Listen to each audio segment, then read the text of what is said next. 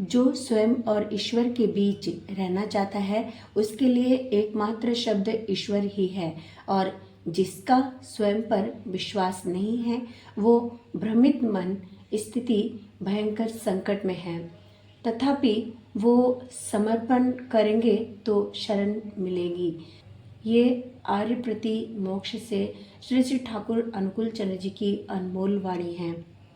अर्थात जो केवल ईश्वर की सत्ता में विश्वास रखते हैं उनको ही ईश्वर दर्शन हो सकता है, या वही ईश्वर का शुभ आशीर्वाद अपने जीवन में पा सकते हैं।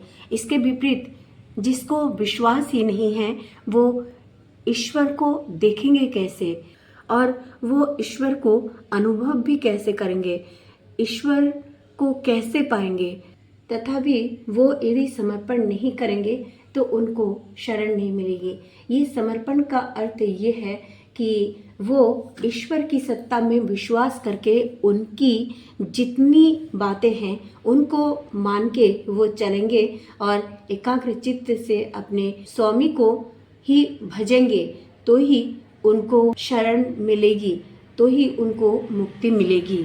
निष्ठा, निपुण अनुगत्य, कृति, संवेग व्यक्तित्व में जिनके अस्खलित रहता ही होकर वर्धना के निपुण चलन से सु के धारण पालन पोषण सुख में वह तो जो जन करता त्रुटिहीन निष्पादन से, किंतु आजीवन वह सुधा ही खाता। कुरूप मूर्ति होने पर भी निष्ठा कृति की दीप्ति लेकर प्रभान्वित हो उठती श्रद्धा दीप्त तृप्त होकर। निष्ठा अनुगति सह कृति दीप्त जिसका प्राण उच्छलता में उच्छलित होता उत्सारित हृदय खान। निष्ठा अखंड शिष्ट जो अनुगत्य कृति लेकर उच्छलता में चलता ही स्वतः आवेग सह हृदय देकर। मेधा धृति कृति से जो उच्छल होकर चलते रहता सुसंधित सु कुशल ताल में सार्थकता में सभी रखता। अपने पर नियंत्रण रखने का पूर्ण चेष्टा करना चाहिए, पूर्ण प्रयास करना चाहिए। नाम की अग्नि जलाकर ही परिस्थितियों को नियंत्रित किया जा सकता है। यदि हमारे जीवन में नाम ना हो तो कुछ भी नहीं होगा।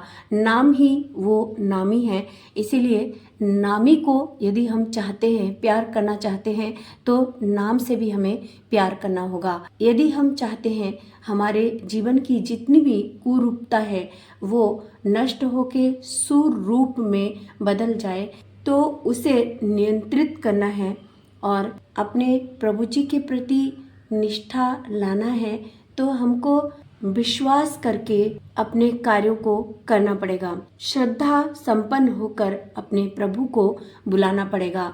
प्रभु के द्वार में अपने जितने अंतर्मन के रिपुए हैं, जितने अहंकार है, जितने पाप हैं, सबको प्रभु श्री चरणों में अर्पण कर देना है। अपने आप को उनके चरणों में न्योछावर करके चलना पड़ेगा, तभी हम उनके शुभ दर्शन कर सकते हैं। किसी भी परिस्थिति में भगवान से भरोसा नहीं उठने देना। अपने अंतर्मन में ये बातें हमेशा भरपूर करके रखना। प्रभु जी के श्री चरणों को हम सदैव चाहते हैं, मगर उनके दर्शन हम तभी कर सकते हैं जब हम उनके श्री चरणों के सम्मुख जाके शरणापन्न हो जाए। अपने आपके अंदर की जितनी भी वृत्तियां हैं उन वृत्तियों को प्रभु श्री चरणों में अर्पण कर देने में ही निस्तार है। मैं एक बात कहना चाहूँगी कि जगत में हम सभी एक साथ रहते हैं। संसार में कई सारी ऐसी भूमिकाएं होती हैं जिनको हमको निभाना पड़ता है। पत्नी का अभिनय, एक माँ का अभिनय, एक देवरानी जेठानी, परिवार में कितने लोग होते हैं, सबके रूप में अपने आप को सजाना पड़ता है। सब मेंबर्स के अनुकूल अपने आप को भी उस परिवार के अनुरूप ढालना पड़ता है। पर यह बात एकदम सच है कि अपने अस्तित्व को मिटाकर कोई रोल हमको निभाने नहीं जाना है। मान लीजिए यदि हमारे संसर्ग में कोई ऐसे इंसान हैं जिनका प्रभु से कोई लेना देना नहीं, जिनका सच्चाई से कोई लेना देना नहीं, तो स्वयं को पहले तो उनके साथ में थोड़ा इस तरह से व्यवहार हम सभी को करना चाहिए कि वो पथ पर आ जाए, सही रास्ते पर आ जाए, सभी के साथ में अच्छा व्यवहार करे, अपने आप पर नियंत्रण रखने की चेष्टा करे। परंतु यदि इसमें भी हम असफल होते हैं तो हमको उनसे थोड़ी दूरी बनाकर उनकी देखरेख करनी चाहिए, अपने प्रभु जी को लक्ष्य करके चलना चाहिए, अपने प्रभु के ऊपर समर्पित भाव लिए जीवन को चलाना चाहिए। क्योंकि इस दुनिया में किसी के साथ न हम आए थे, किसी के साथ न हम आए हैं, किंतु ऐसा हम ना करें कि ऐसे इंसान जो हमको बिल्कुल भी ना समझे और जिनको समझाने के लिए हमने अपनी जीवन न्योछावर कर दी, इस तरह की गलती हम नहीं करें। हमको एक आध बार शुरू में देखना चाहिए, यदि वो अपने व्यवहार में सही होते हैं तो ठीक है, और यदि नहीं होते हैं तो हमको दूर से ही उनकी मंगल प्रार्थनाएं करनी चाहिए, उनके लिए मंगल कार्य करने चाहिए और अपने जो प्रभु की ओर अपना पूर्ण ध्यान केंद्रित करके चलना चाहिए। वरना ऐसे लोगों के साथ जीवन यदि हम जीते हैं तो पूरी जो हमारी जिंदगी होती है वो खत्म हो जाती है और हमें अंततः कुछ हासिल भी नहीं होता, और न हम उनका भला कर सकते हैं और न हम स्वयं का भला कर सकते हैं। इसीलिए इन सभी बातों का ध्यान हम सभी को रखना पड़ेगा, अपने केंद्र की ओर पूर्ण फोकस करके चलना पड़ेगा। मधुर व्यवहार, सरल मन और प्रभु के प्रति अनुरक्ति, विश्वास, ये तीनों यदि रहें तो हमें हमारे प्रभु से दूर कोई भी नहीं कर सकते।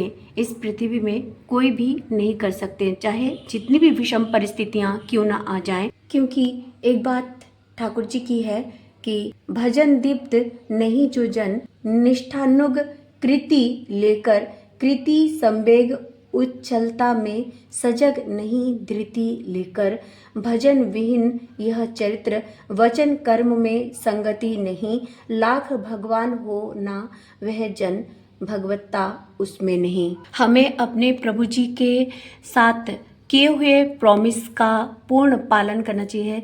यदि हमने अपने ठाकुर जी के श्री चरणों में कुछ ऐसी बात कह दी कि हम आपके इन बातों का पालन जीवन भर करेंगे, तो हमको हृदय से उन बातों को सम्मान करते हुए कि हमने अपने प्रभु जी को ये वचन दी हैं और उनका पालन हमें मरते दम तक करना पड़ेगा, तो हमको करना ही पड़ेगा। ये जो बात है हमारे अंदर होनी चाहिए, और हम ये सब बातें यदि पालन नहीं करते हैं तो हम में भगवान के गुण कैसे होंगे। यदि वचन और कर्म में कोई संगति हमारी नहीं हो पाती, यदि लाख हम भगवान को पूजे भी तो भी हम भगवान को नहीं पा सकते, भगवान के गुण को हम में शामिल नहीं कर सकते। हम सभी को इन सभी बातों का ध्यान रख के अपने ठाकुर जी को लेके अपने इन विषमताओं में चलना पड़ेगा, तभी हम अपने जीवन की उस सीढ़ी में चढ़ सकेंगे, उस मंजिल को पा सकेंगे। एक चीज का विशेष हम ध्यान रखें, क्योंकि संसार जीवन है, कोई कुछ भी कह दे, किसी और भी ध्यान हम न लगाएं। हमें केवल अपने चरित्र को निखारना है।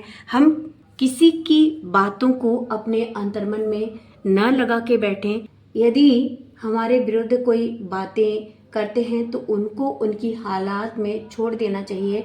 अपने विरुद्ध बातें सुनकर मौन हमें रहना है, क्योंकि ठाकुर जी की ही बात है, श्री कृष्ण जी की ही बात है।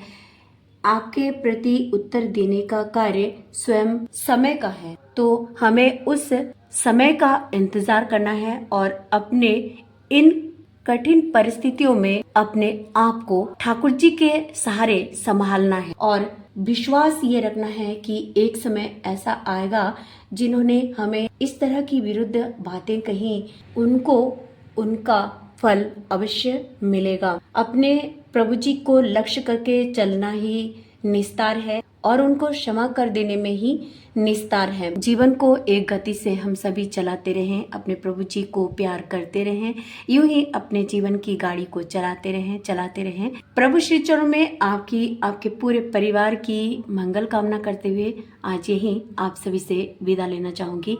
आप सभी की मंगल कामना प्रभु श्री चरणों में करती हूँ। आप सभी अपने जीवन में स्वस्थ रहें, सुखी रहें, उन्नत रहें, खुशहाल रहें।